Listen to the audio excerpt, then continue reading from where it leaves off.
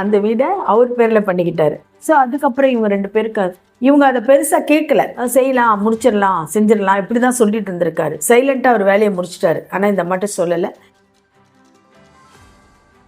இந்த மோகன் சர்மான் இருக்காருல்ல, உங்க செகண்ட் ஹஸ்பண்ட், அவர் இப்போ கஷ்டப்படுறாரு. அவங்க குடும்பம் இத்தனை வருஷமா நல்லா போயிட்டு இருக்கு, அதை போய் கும்மி அடிக்க பார்க்குறாங்க எல்லாரும் சேர்ந்து. என் மேலதான் தப்பு, நான் சேவ் பண்ணியிருந்திருக்கணும், இந்த பொம்பளை சொக்கா ஆடிட்டாருன்றாங்க. படத்துக்கு வந்ததுக்கப்புறம் முன்னாடியே அவங்களுக்கு மேரேஜ் ஆயிருக்கு. மேரேஜ் ஆகி அது அவங்களுக்கு டைவர்ஸ் ஆயிடுச்சு. அதில் ஒரு பெண் குழந்தை. அந்த குழந்தை தான் இப்போ இருக்கிற பொண்ணு ஐஸ்வர்யா. லக்ஷ்மி அம்மா, அப்பா லெஜண்ட். அவங்கள பற்றி பேசணுன்னா பேசிக்கிட்டே போகலாம், நம்மளுக்கு இந்த இதுவே பத்தாது. லக்ஷ்மி அம்மா பற்றி பேசணுன்னா, அவங்க அம்மா ருக்மணி. அவங்க ஒரு பெரிய நடிகை, ரொம்ப அழகாக இருப்பாங்க, மூக்கு முடியுமா ரொம்ப அழகாக இருப்பாங்க அந்த அம்மா. அவங்கள பற்றி பேசுகிற அளவுக்கு எனக்கு வயசு கிடையாது. லக்ஷ்மி அம்மாவும் ரொம்ப பெரியவங்க அவங்க. பட் இருந்தாலும் நம்ம பார்த்துருக்கோம், நிறைய படங்கள் அவங்களது பார்த்துருக்கோம், ரசிச்சிருக்கோம். சிவாஜி சாரு, நம்ம எம்ஜிஆர், ரவிச்சந்திரன், முத்துராமன் சாரு, இந்த மாதிரி நிறைய பேர் கூட அவங்க ஆக்ட் பண்ணி லெஜண்ட் அவங்க. அது மட்டும் இல்லை, அவங்க பற்றி சொல்லணுன்னா இவ்வளோ சொல்லி தான் நான் சொல்ல முடியும். சிரஞ்சீவி சார் தெலுங்கு, மலையாளம், கன்னடம் எல்லாத்துலையும் சும்மா தூள் கிளப்பியிருக்காங்க லக்ஷ்மி அம்மா. அவங்க ஜூலியா திங் ஏதோ ஒரு படம் வந்துச்சு ஹிந்தியில், திங்க் ஜூலி தான் நினைக்கிறேன். அந்த படத்தில் பார்த்தீங்கன்னா ஐயோப்பா எங்கேயோ போயிருக்கோம். அந்த படத்தில் பயங்கரமாக பண்ணியிருப்பாங்க அவங்க. நீங்கள் அந்த படம் பாருங்கள், நீங்கள் திங்க் ஜூலி தான். அதில் இவர் அவங்களுக்கு ஆல்ரெடி படத்துக்கு வந்ததுக்கப்புறம் முன்னாடியே அவங்களுக்கு மேரேஜ் ஆகிருக்கு. மேரேஜ் ஆகி அது அவங்களுக்கு டைவர்ஸ் ஆகிடுச்சு. அதில் ஒரு பெண் குழந்தை. அந்த குழந்தை தான் இப்போ இருக்கிற பொண்ணு ஐஸ்வர்யா. இப்போ இருக்கிற பொண்ணு ஐஸ்வர்யா. அதுக்கப்புறம் பார்த்தீங்கன்னா அவங்க 2வது மேரேஜ் பண்ணுறாங்க. அந்த 2வது மேரேஜ் யாருன்னா, அவர் பேர் மோகன் சர்மா. எதுக்காக அதை பற்றி பெருசாக தெரியல. ஒரு வேளை சினிமாவில் அவங்க ஆக்ட் பண்ணுறத அவருக்கு பிடிக்கலையோ, அதை பற்றி பெருசாக வெளியில் பேச்சு வரல. அவங்க டைவர்ஸ் ஆகிட்டாங்க. பொட்டி கட்டி பறக்கிறாங்க சினிமாவில் அவங்க. அப்படி ஒரு நடிகை அவங்க. சில நேரங்கள் சில மனிதர்கள் இந்த மாதிரி படம்லாம் லெஜண்ட் அவங்க. அந்த மாதிரி இருக்க டைமில் தான் அவங்க இவங்க மோகன் சர்மா பார்க்குறாங்க. அவர் மலையாள படம், அவரும் நிறைய சூப்பர், ரொம்ப அழகாக இருப்பார் அவர். அவரும் நல்ல அழகு அவர். அவரை பார்க்குறாங்க அவங்க 2 பேர். அவர் இப்போ பாம்பே, அவங்க அப்பா அம்மா பாம்பேயில் இருக்காங்க. இவர் படத்தில் நடிக்கிறதுக்காக இங்கே வருவார், தமிழ்நாட்டில் இங்கே வருவார், ஷூட்டிங் பண்ணுவார்.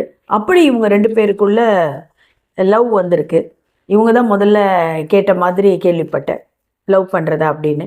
அதுக்கப்புறம் அவரும் சரின்னு சொல்லியிருக்காரு. அதுக்கப்புறம் இவங்க மேரேஜ் பண்ணியிருக்காங்க. அவங்க லைஃப் ரொம்ப நல்லா அப்படியே தான் போயிட்டு இருந்திருக்கு. அதுக்கப்புறம் இவங்க 2 பேருக்குள்ள என்ன பிரச்சனைன்னு தெரியல, அவரும் பிரிஞ்சிடுறாங்க, டைவர்ஸ் வாங்கிடுறாங்க, பிரிஞ்சிடுறாங்க. 2 பேருமே பிரிஞ்சிடுறாங்க. அவருக்கு குழந்தைலாம் கிடையாது இவங்களுக்கு, அந்த ஒரே பொண்ணு தான் இவங்களுக்கு, வேற குழந்தை கிடையாது. பிரிஞ்சிடுறாங்க. பிரிஞ்சதுக்கப்புறம் அவர் எதுவும் வேற மேரேஜ் பண்ணிக்கிறாராம். அதுக்கப்புறம் அவர் 3 மேரேஜ் பண்ணியிருக்காராம். சும்மா இல்லை, அவர் ஃபஸ்ட்டு இவங்கள பண்ணியிருக்காரு, அதுக்கப்புறம் இன்னொரு கல்யாணம் பண்ணியிருக்காரு, அப்புறம் இன்னொரு கல்யாணம் பண்ணியிருக்காரு. நல்ல வசதி, நல்லா 2-3 படம் ப்ரொடியூஸ் பண்ணியிருக்காரு, டைரக்ஷன் பண்ணியிருக்காரு, நிறைய படம் ஆக்ட் பண்ணியிருக்காரு. பண வசதி எல்லாம் நல்லா இருந்திருக்கு. போயஸ் கார்டன்லேயே அவருக்கு வீடு இருந்திருக்குன்னா பார்த்துங்க. அதுக்கு ஒரு கதையே சொல்கிறாங்க. ஆக்சுவலாக பார்த்தா போயஸ் கார்டன் வீடு வாங்குறதுக்கு லக்ஷ்மி அம்மாவுக்கு அவங்க ஒன்றா இருக்கும் போது அவங்க ரொம்ப ஆசைப்பட்டாங்களாம், எனக்கு ஒரு வீடு வேணும், அது போயஸ் கார்டனில் வேணும் அப்படின்னு சொல்லி ஆசைப்பட்ட மாதிரி லக்ஷ்மி அம்மா. இப்போ லக்ஷ்மி அம்மா என்ன பண்ணியிருக்காங்க, அவங்க பிஸி ஷூட்டிங்கில் ரொம்ப பிஸியாக இருக்கும் போது அவங்க ஒரு 5.5 lakhs 6 lakhs கொடுத்துருக்காங்க. யார்கிட்ட?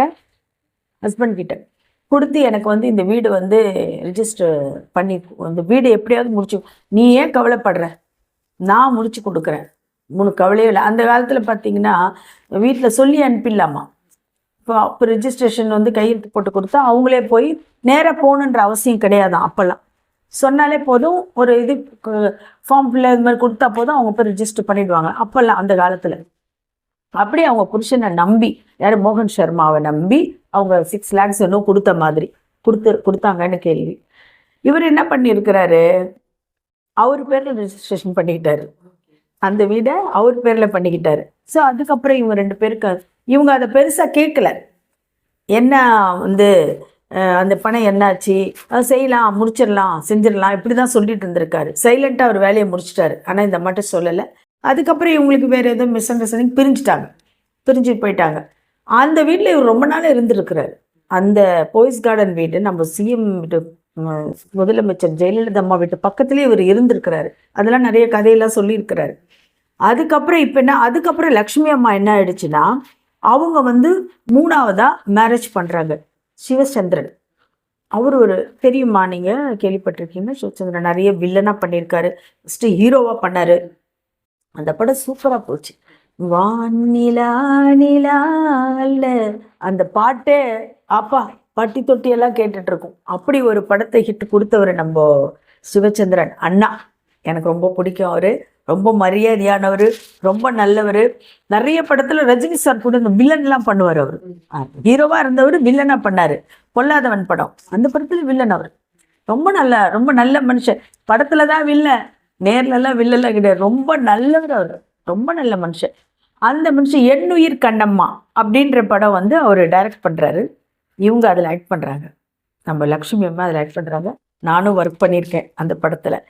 அப்போது இவங்க 2 பேருக்கும் லவ் வந்திருந்தார் கேள்விப்பட்டோம். அதில் தான் இவங்க ஒன்றா சேர்றாங்க. சிவச்சந்திரன் அண்ணாவும் லக்ஷ்மி அம்மாவும் அதில் ஒன்றா சேர்றாங்க. அவங்க மேரேஜ் பண்ணியிருக்காங்க. எத்தனை வருஷம் ஆச்சு, எத்தனையோ 37 ஏதோ வருஷம் தான் அவங்க மேரேஜ் பண்ணி. அவங்க அவரோட பயணிச்சுட்டு வராங்க. ரொம்ப நல்லா, அவங்க லைஃப் ரொம்ப நல்ல. நான் நிறைய இடத்துல அவங்கள ஷூட்டிங்கில் பார்த்துருக்கேன். கன்னட படம் டைரக்ட் பண்ணும் போதெல்லாம் பார்த்துருக்கேன். அவங்க 2 பேரும் ரொம்ப அண்டர்ஸ்டாண்டிங்காக, ரொம்ப நல்ல மனுஷன். அவர் தெய்வ பக்தி உள்ளவர். இவர் நல்ல மனுஷன் இருக்கிறனால தான் இவங்க இத்தனை வருஷம் அவர் கூட வந்திருக்காங்க. ஸோ மிஸ்டேக் வந்து லக்ஷ்மி அம்மா கிட்ட இல்லை, அவரு கூட ட்ராவல் பண்ணாங்கல்ல, ஃபஸ்ட்டு செகண்டு, அவங்க தான் சரியில்லை. இப்போ பார்த்தீங்கன்னா, இப்போ சரியில்லைன்னு சொன்னால் இந்த 3ஆவதும் அவங்களுக்கு நிலச்சிருந்தாம போயிருந்துருக்கணும். அப்போ இப்படி வராங்கன்னா நல்ல மனுஷனோட அவங்க வந்து லைஃப் 3ஆவது அவங்களுக்கு அமைஞ்சிருக்கு. அது சிவச்சந்திரன் தான். சூப்பர். அவருக்கு இல்லை குழந்தை, அவங்க ஒரு பெண் குழந்தையை தத்தெடுத்து வளர்த்துருக்காங்க. அது நல்ல விஷயம் தானேப்பா, அது நல்ல விஷயம் தானே. இப்போ என்ன பிரச்சனை அப்படின்னு சொன்னால், அவங்க லைஃப்பில் ஒரு பிரச்சனை இல்லை, அவங்க சூப்பராக நல்லா இருக்கிறாங்க. இந்த மோகன் சர்மான் இருக்காருல்ல, அவங்க செகண்ட் ஹஸ்பண்ட், அவர் இப்போ கஷ்டப்படுறாரு. இப்போ பேட்டி அதுதான் அங்கங்கே போயிட்டு கிடக்குது. அவர் ரொம்ப கஷ்டப்படுறாரா, அதோட ஹோமில் இருக்கிறாராம். நிறைய பேர் பேட்டி எடுத்திருக்காங்க போய், நான் ரொம்ப கஷ்டப்படுறேன் அப்படி இப்படி அப்படின்னு சொல்லி ரொம்ப ஃபீல் பண்ணி அவர் சொல்கிறாரு. லக்ஷ்மி அம்மா பற்றி கொஞ்சம் வேறு மாதிரி சொல்கிற மாதிரிலாம் இருக்குது. சில பேர் என்ன சொல்கிறாங்கன்னா, ஏன் இந்த அம்மா வந்து அவர் கை கொடுக்கக்கூடாதா, அவருக்கு ஹெல்ப் பண்ணக்கூடாதா அப்படின்றாங்க. ஏன் இது நல்ல கதையாக இருக்கிறாங்க. அவங்க குடும்பம் இத்தனை வருஷமாக நல்லா போயிட்டுருக்கு, அதை போய் கும்மி அடிக்க பார்க்குறாங்க எல்லாரும் சேர்ந்து. அவர் செஞ்ச தவறு, அவர் இவ்வளோ படத்தில் பண்ணார். அவரே சொல்கிறாரு அவர், என் மேலே தான் தப்பு, நான் சேவ் பண்ணியிருந்துருக்கணும், நான் சேஃப்டி பண்ணல, நான் ஆடிட்டேன் அப்படின்ற. சில பேர் சொல்கிறாங்க கொஞ்சம் பொம்பளை சோக்கா ஆடிட்டாருன்றாங்க. சில பேர் சேர்த்து வைக்கக்கூடாது, எதுக்கு இந்த மாதிரிலாம் பண்ணுறாங்க, பழைய ஆளுங்கள்லாம் வந்து இப்படி இருக்கிறாங்க.